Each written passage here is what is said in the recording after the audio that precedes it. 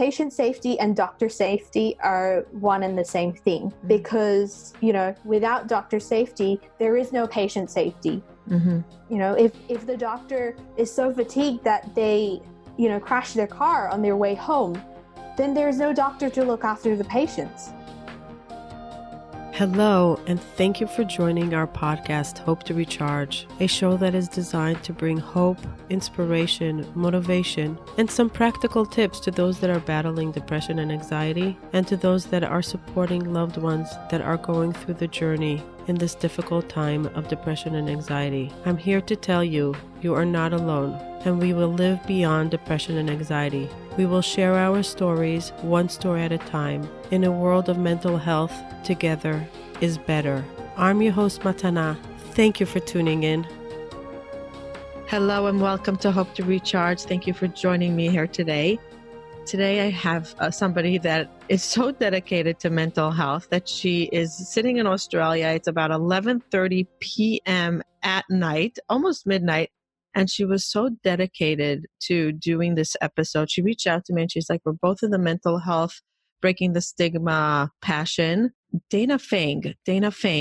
She lives in Australia. She is a doctor at a very young age. She's phenomenal, absolutely phenomenal. There were so many things that I was in awe of her. She flew in last week to New York for a weekend. So I think she was in New York. She's laughing as I'm introducing her, but it's really amazing. She flew from Australia. Now it takes about a day and a half to get to New York from Australia with all the transfer and waiting times. So it takes about sometimes 24 hours or even longer to get here. And then she was here just for the weekend and she went back home because she's a doctor. She's a doctor and she needs to see patients and she's dedicated, but she was so dedicated to what she does. And I said, how are we going to do this podcast? I start my day at 9:15 and I have only a certain recording hours, and you see patients all day and you have to get sleep before you see patients. She said, this message is so important to me and I'll stay up till 11:30 if I need to, and we're going to do this. So how much gratitude do we have for Dana for staying up right now to discuss this important message? It's a very important message. It's a new message I'm bringing to this podcast. So welcome, Dana. Thank you so much for staying up for us and for making time and for the importance, jet lag and work and a million other things that you have going on. Your podcast. Oh, she's also a podcaster. She has her own podcast. So whoever's a podcaster out there knows how much she's juggling. So thank you for joining us. Thank you so much, Matana, for having me on your show. And thank you so much for your kind words. I am very honored to be on your show. Thank you. Thank you. So I want to give the audience a little bit of a background why you were so passionate about having this episode. Dana's not the first one that actually reached out to me, but she was the first one that was determined that we have to do something about it. I've been getting a lot of people telling me that we need to start the conversation with practitioners in EMT, the EMT world, therapists, doctors. Dana is a doctor. She's very young. How old are you? 26, 27? I'm 26, yes. 26. Oh my God. She's 26. She can be my daughter and she's a doctor. Wow.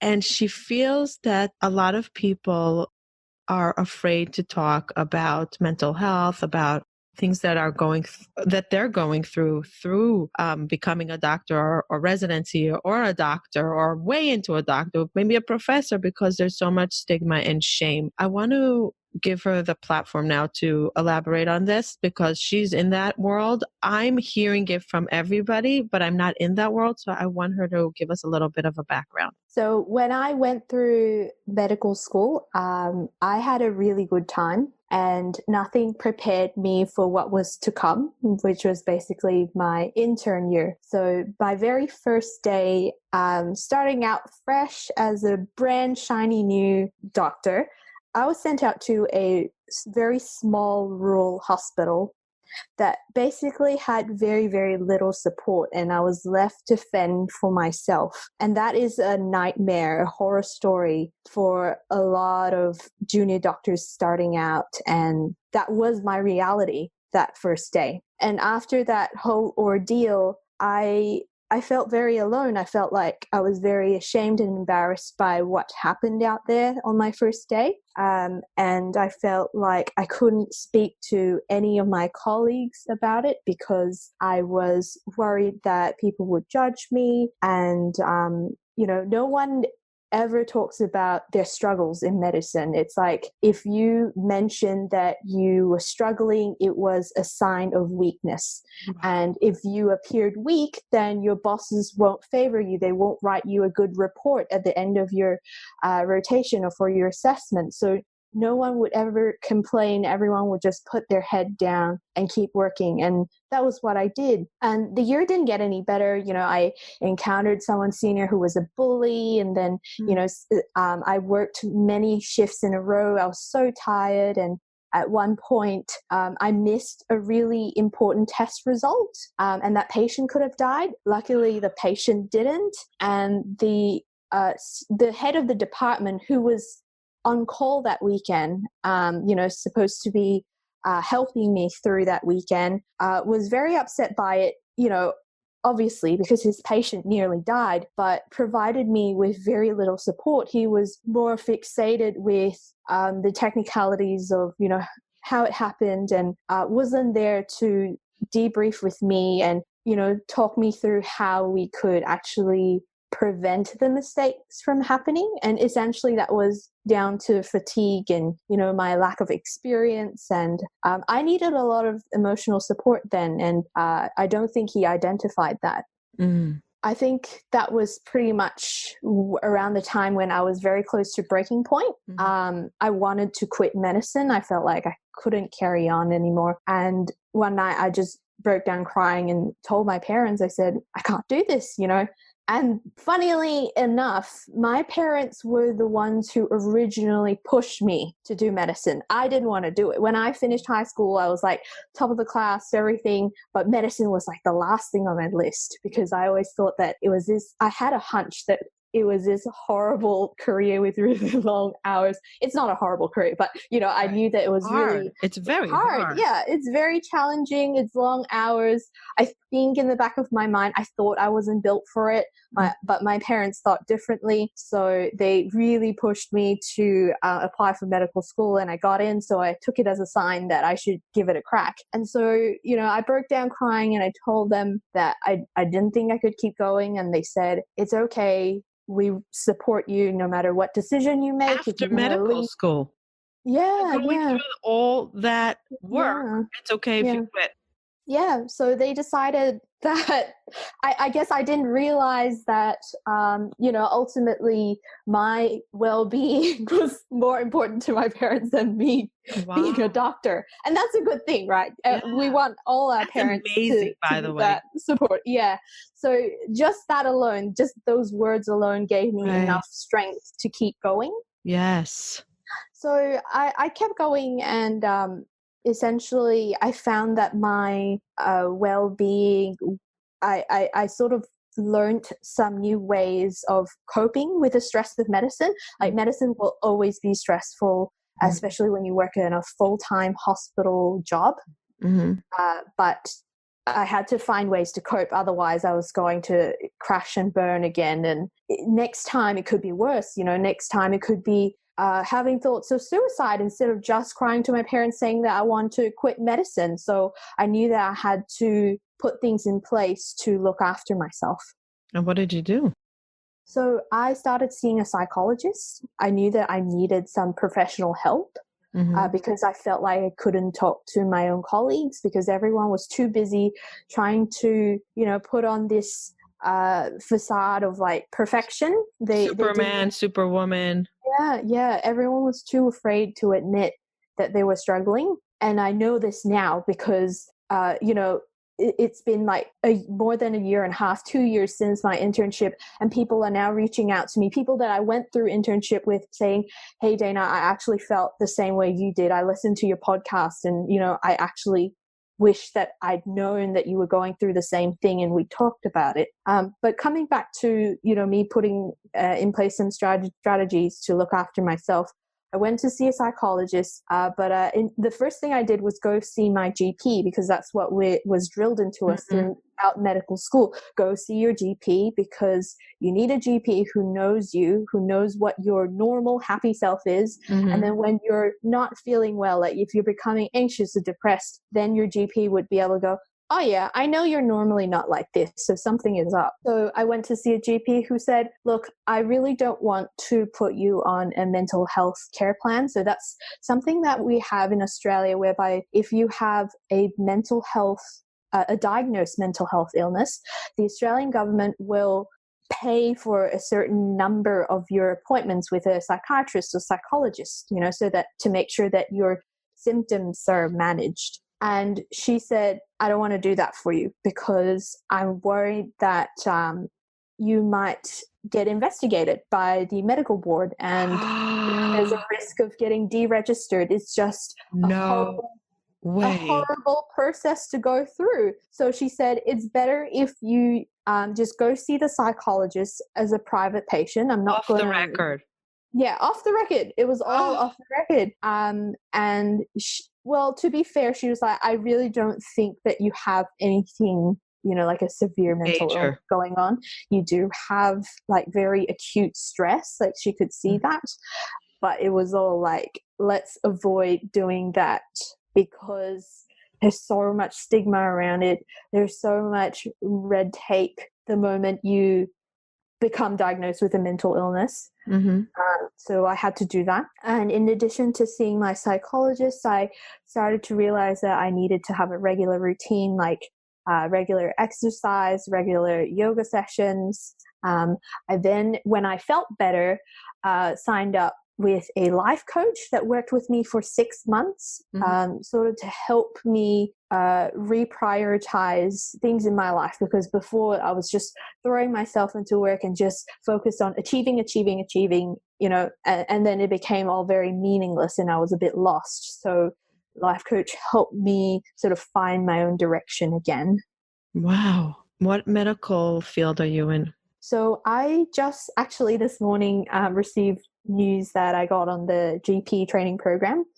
But for now, I am what we call, in Australia anyway, we're called resident medical officers. So we don't belong to any particular specialties. At this point, we are allowed to, apply to whatever specialty that we are qualified to apply for. And we just rotate around through like all the different specialties that are available to us. How are you feeling today? I have to say that I've been a bit up and down. Today was one of those sad days. Like yesterday was a good day, today's a sad day, but hopefully tomorrow will be a good day again. So you still have the roller coaster, and do you think it's related to stress? Because your stress level now in terms of rotations are less, because you have your regular, you get up at 6 o'clock probably to be there at 7. Yeah. You come back at 5, 6 o'clock. So it's not the night shift that a resident has to do, sometimes double shift. So it's the regular stressful life and a doctor's life is even more stressful because they're seeing so much pain and struggles, and you're new at it. So you have to like really put in your efforts to diagnose properly and all that stress. But do you think that part of what you were going through was really you trying to be the perfectionist of the doctor and showing up perfectly? Or do you think it was really a chemical imbalance? I think that it was very much the perfectionist side of things. I definitely was, I was also one of those people who tried to appear perfect to my seniors, because I wanted a good report. I wanted at the end of my rotation with them for them to praise me and say, you did really well, et cetera, et cetera. You were very efficient. I prided myself in being really good at what I do. And I guess that meant that I worked extra hard at not only just what I do, but also worked very hard to appear like it was effortless. Right. I guess my question, first of all, I'm in awe, because usually people have they go through this, and it's not in residency that they realize, it's 20 years into it when they realize they spent 20 years of being a doctor in hiding in pain and trying, and then they have that crashing point. They can't do it anymore. They're not willing to do it anymore. And then they seek help. You were willing to risk giving up everything in order to find the truth, in order to find the reason, in order to get better. And for a perfectionist, it's unheard of because because you so want to be the perfectionist. You also have the goal of achieving and you put in all that work. So what do you think that was, that rock bottom that you said, I don't care what the medical world will see of me. I'm going to seek help, because that's a big thing for you to say, I don't care about stigma. And after the doctor told you, listen, I'm not going to put the report in because they might not even give you a job, or they might take you off, or they'll whatever the process is in Australia. What made you actually say, I'm willing to give it all up and say, I'm getting help? I guess thinking back, there is probably a part of me that is, I think I put it down to an element of resilience, that I valued myself enough, or maybe a little bit more, to then say, well, this is just a career. Like, I can't just throw away my whole life, mental health and well-being, just for a job. At the end of the day, even though it's a very glorified job and to the public it's very glamorous, but in reality it's not. It is just a job. We're not any different to, people who work hard driving taxis, or work as baristas, or firemen or policemen. At the end of the day, it is a job. I've read an article by an EMT who put it that way, and that sort of put things into perspective for me. So it was kind of like I can't take this anymore. I need to get help, or, I don't know if I could tolerate it getting any much worse than it was. Like, it was really bad. I was at a very bad place. Did you have like a mentor or somebody in the medical field, like a professor or someone that you felt close to, that you can run this idea by and say, like, is this normal what I'm feeling? Do other residents feel this way? Will it get better? Did you have anyone besides your parents and your doctor to actually go and say, is this normal? I wish I did, and I didn't.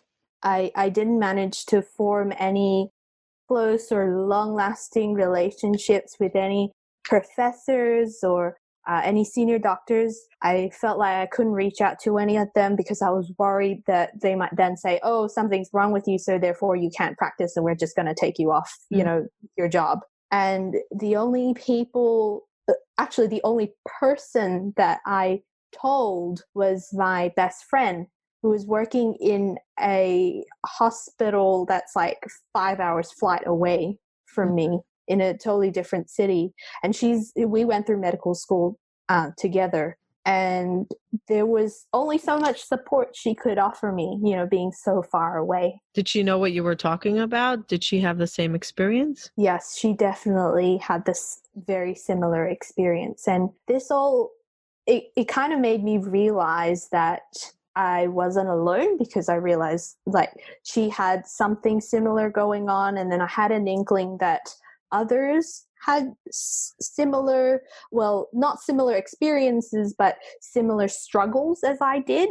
And because of that drove me to come up with this podcast idea of mine, that if there are other junior doctors out there who are like me, felt like they couldn't reach out to anyone senior because they're afraid of the repercussions, maybe if they could hear my story, then they wouldn't feel so alone. They'd realize that, okay, some bits of it's normal and some bits isn't, and therefore they should seek help. So your message, your podcast is Juniors Doctors Corner. Yes, Junior Doctors Corner. Junior without the S. Junior Doctors Corner. And It's a place that the junior doctors can get together and have like a little safe place to speak about what's going on and not feel judged, and have an open platform of acceptance, which I think is phenomenal. And Dana, you might be somebody that's changing the future in doctors lives and in the lives of their patients. But I have a lot to say on this and I'm going to elaborate, but I just want you to understand that if no one did this till now and you're the first one that actually took the liberty of maybe even it could be you will lose your credibility by the association or whatever, and you were saying it's worth it. I'm willing to change people's feelings and giving up on myself if I can change somebody's life for the positive in their mental health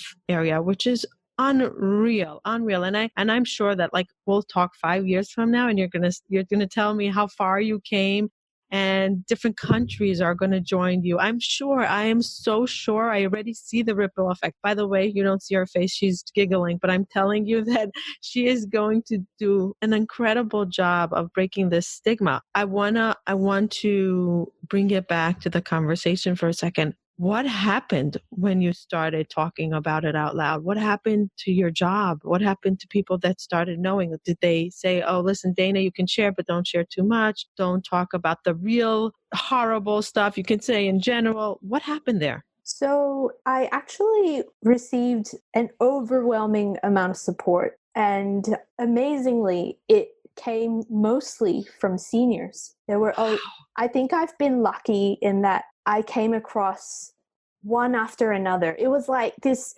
really, how should I say this? It was like this domino effect. Domino effect. That's what I was saying. Once I started it, it just came one after another. Like, I'd meet a senior and then I'd talk to them about it. And then they're like, oh my goodness, this is amazing. I'm going to help you with this. And then another, and then another, and another. It was just, incredible. And I'm so grateful for all my guest speakers who have been on my podcast, who have, been so supportive and encouraging. And once I, got all these senior doctors on board and also a handful of junior doctors who were very brave, coming onto the podcast to give their opinions about various topics, and a lot of them to do with burnout and mental illness, people started opening up. I got messages from, old friends, like I mentioned earlier, who went through internship with me, who said, hey, thank you so much for creating this podcast. Like, it's really helped me because I felt like I couldn't talk to anyone about my struggles. I felt exactly the same way you did. Wow. And what about your fear of losing your job or not being accepted to a prestige job? I guess that repercussion never happened, I guess, because overall this podcast is still fairly low profile in that I haven't made any outrageous accusations at anyone, and as long as organizations have their reputations intact, they don't see any reason to come after me. After all, this doctor wellness space is very much growing in momentum in Australia. Mm-hmm. So I'm not alone, like not completely alone. I'm not a sore thumb sticking out where people can just target and pick on me in this space. What would you do if a patient came in and said, I heard that Dr. Dana is struggling with mental health and I don't want her to see my child? What would that make you feel? I would say that I totally understand, because that patient is looking out for their child and want what's best for their child. Mm-hmm. And at the end of the day, it is the patient's choice who they want to see mm-hmm. as their doctor. Mm-hmm. And aside from that, I just feel sorry for the patient and, the child, because I know I'm a great doctor and they're just missing out. So, I hope that they'll be able to find another great doctor as well who can help them and they're comfortable, seeing. Because you did mention before that because you were so fatigued and overwhelmed and stressed that you missed an important information that the patient could have, God forbid, died or whatever, or given the wrong medicine, the wrong amount, or not picked up on a small thing. It could be a small thing that can prevent an extreme pain, not death. Let's not go death, something small. So where's the fine line between protecting yourself, protecting the patient, and where do they merge? Because you're protecting yourself by speaking out loud and seeking help. And at the same time, you need to protect the patient and making sure that you're okay and you could really, your mind is clear. So when do they merge and say, I'm protecting myself, I'm speaking out loud, but at the same time, I'm well enough to see a patient and treat them? And when do you put them first? So patient always comes first. And I think that is also kind of part of the problem. We, during medical school, we take the Hippocratic Oath. We, swear that we will always look after patients first and foremost. Mm-hmm. And because of that, doctors are or have been putting themselves second or even, in fact, last. They work very hard because there's so many patients to see. There's so many sick people to look after and not enough doctors. They have no choice but to work crazy shifts, crazy hours, to make sure that the patient's needs are met. Mm. But, it's like a double-edged sword, because then they get tired, they burn out, and that then puts the patient at risk. A higher risk, right. Yeah, exactly. And so the line is very blurred now. I think we are now moving forward as a medical community in Australia. We're making it very clear. Those of us who are involved in this doctor's well-being and mental health space are making it very clear that patient safety and doctor safety are one and the same thing, because, without doctor safety, there is no patient safety. If the doctor is so fatigued that they, crash their car on their way home, then there's no doctor to look after the patients. So they talk about self-care, but they don't talk about mental health awareness and conversation. It's all intertwined, I guess. And we are still having some roadblocks when it comes to mental health. There is still that stigma. We're slowly chipping away, breaking it down. So, for example, this is a known thing, like I'm not, airing out anyone's dirty secrets here, but the president of our obstetrics and gynecology college only earlier this year came out that he tried to commit suicide as an intern because he had such a horrible time out in a rural hospital, very poorly supported and overworked.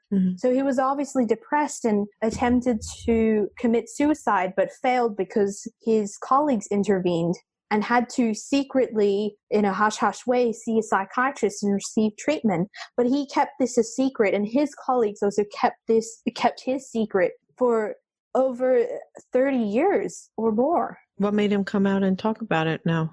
Because there was a death of a colleague. Another senior doctor actually killed himself recently, and that triggered something in him. And he thought that it was time to tell his story to help destigmatize mental health. When did this happen, this story coming out? This story came out, I believe, earlier this year. I can't remember which month. I think it may have been like February, I think. So that was very good for you. It was reassuring. It was like a pat on the back and says, Dana, you're doing something right. Even this professor is like coming and supporting you on your mission, and your mission is so important. It must have given you so much energy to continue what you're doing, because you'll still have, as you say, the down days and the days of that you're wondering, will this destroy me? Because you never know. You never know what will happen if somebody from a hospital or a new job that you might go to, and in like 5-10 years, and they'll say, Dana, we hear you're a great doctor, but you speak about your mental health issues and all this, and we really want heroes here, people that don't struggle and people that are good and Superman and Superwomen. And it maybe will give you like a little bit of courage when I'm sure you're going to get it sometime, because there's no bliss in the world 100%. So it's going to come up, or maybe these little reassurances are going to say, Dana, you're doing the right thing. Don't second doubt your mission, and what you're doing is great. And if you didn't get that job or whatever, it's for the good. And a million other doors will open. But I think it's such a gift that you got it so early on, this recognition from the hierarchy in the medical world. It was really yes. Thank you, Matana, for your words. I mean, I have to say that at the time when I was experiencing all the horrible things that I experienced, it did not feel like a gift at all. But in hindsight, like, I could see the silver lining. I could see why I had to go through what I went through to come out the other side and try to, take all those horrible experiences and make them into something positive and something good that would hopefully help other junior doctors, and hopefully they would never be put through any of the situations that I was put through. And even if they did, at least, they have someone else's story to relate to, so they never feel alone.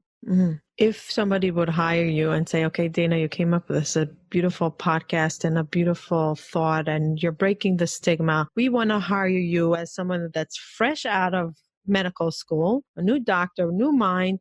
What do you think we need to implement in medical school to help students like you, or residents or new doctors, or to prevent it? That before you get to the crisis, what do you think needs to be set in the beginning that you don't get to that breaking point? Or somebody that's struggling from when they're like 12 and it's just escalating when they're getting into medical school because the pressure is so hard. What do you think they need? That is a very good question, Matana. And I have been turning this question over in my mind for a very long time, given I have an interest in medical education.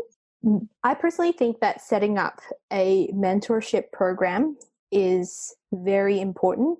And unfortunately, in Australia, it's not emphasized enough. There's usually some half attempt at setting one up. For example, my medical school, our medical society had a mentorship program set up, and they matched us to a senior doctor. But, only if we were interested. This was like an opt-in kind of program. And a lot of my friends opted in for a mentor, and I didn't. I don't know, for whatever reason, I decided not to. But my friends then told me that it was pointless because these mentors that they were matched with just did not have the time to, sit down with them for even an hour a month. Or even reply to their texts or emails, because they are also the professors of universities. They're teaching, they're operating in theaters, they're doing in clinics, they're doing both public and private hospital. They're just so busy. They're very, very busy people with very good intentions, but never get around to actually mentoring medical students. So I think a better system needs to be implemented where, all parties are kept accountable. Possibly there needs to be some protected time somewhere for the mentorship to actually occur. The other thing that I had a chat with a psychiatrist from Amsterdam who now lives in Australia and is working as a life coach, a life and wellness coach. She runs a program for junior doctors called Resilience on the Run, and is basically a program to help build resilience in junior doctors. And I actually interviewed her on my podcast a while ago now, and we got on the topic, this was off record, about, possibly introducing her resilience program to medical students. But there is this argument that it might be a bit difficult for medical students to realize the importance of that resilience training because they haven't been exposed to the work conditions yet. Like, they don't know what it's like, and they don't understand the significance of it. So maybe it may not be useful to introduce it so early, because, my medical school introduced it really early, and all my friends really hated it. They felt like they were stuffing this thing down our throats that we didn't want to, have. And so it is a bit of a gray area. Maybe right before you start residency, and say, listen, you got your report card, you succeeded medical school. Now you're going into the big deal, and maybe having support groups, once a month support groups, or open conversations, or even a topic of it should be something in medical school career that they talk about in the last semester: the intensity, mental health, what to expect, how to seek help. If you feel alone, reach out. There has to be a better conversation about it in order for people to really be able to reach out and feel safe and not have to go through what you went through in your mind. Should I? Oh, they spoke to us about this. This is okay. This is normal. We're going to go through some kind of mental turmoil. Let's reach out for help. Oh, definitely. I agree with you there. And I think what my medical school did when I went through, and I think they might have gotten a little bit better at this, I suspect, they did give us some information, sort of warn us, yes, it can be stressful, but I don't think they painted a realistic picture of how horrible it can actually get. They didn't invite anyone to give a speech about, actual mental illness in a doctor. Mm-hmm. It was all very theoretical, and the people that they would bring back to give us presentations are people who love medicine, who are just happy, and it just painted this rosy picture, and then we didn't see the other side of things. Yeah. And so I agree with you. There definitely needs to be a better conversation. And that's why I created Junior Doctors Corner to, create that conversation online, in a safe space for junior doctors who feel like they can't do it locally at their own hospitals. Mm-hmm. Do you think hospitals are afraid of hiring doctors that are suffering? Oh, definitely. They are. And they will avoid them? Definitely. I wonder if you went back to your school and said, can I give a talk to the students before they graduate about what it was like and what to expect and how to speak out loud and reach help, because it could get hard and you can heal and it could actually be better? You think they would say, okay? I'd like to think so. If my professors that I went through medical school with are still there, mm-hmm. I'd like to think that they would say yes. Mm-hmm. I haven't checked back in with them in a while, so I don't know who runs the show now. Would you be open to that? Oh, definitely. Mm-hmm. It sounds like something that I believe how old is your podcast? So it turns 1 year old in 2 weeks. Okay, so that's phenomenal.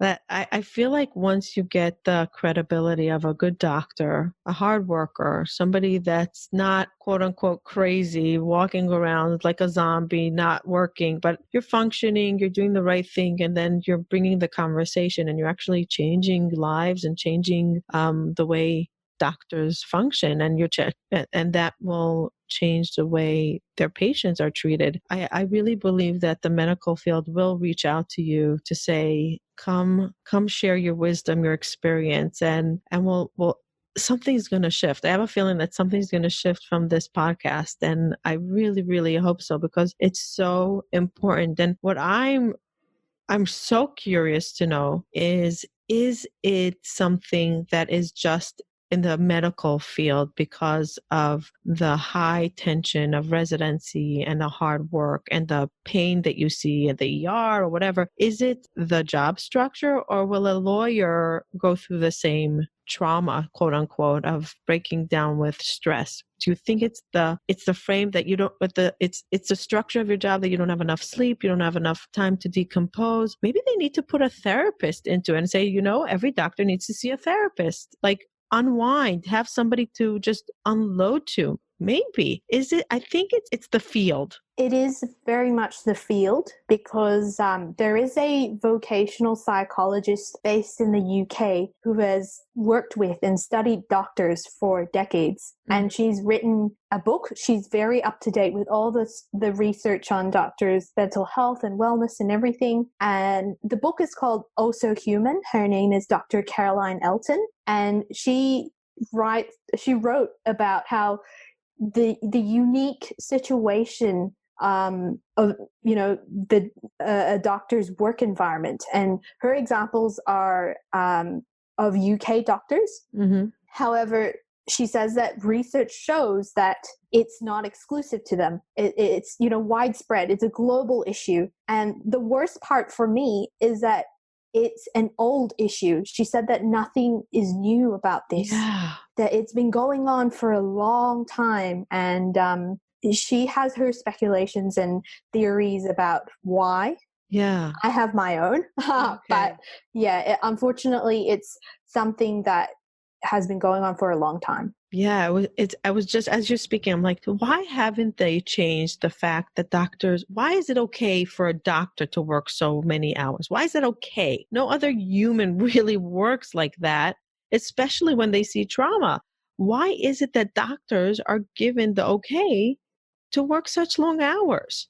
Why don't they have the breaks that every human being needs, the amount of sleep, the rest, the vacation? What is it about it? It's a very good question. And I would love, now you gave me something to research, because I think that something needs to change in that. I don't know if it's finances, that there's not enough finances, but medical school is expensive. So you would think that, like, when you go through medical school, there's enough money to support longer hours. I just, something is off, and something needs to change. Definitely. Oh, definitely.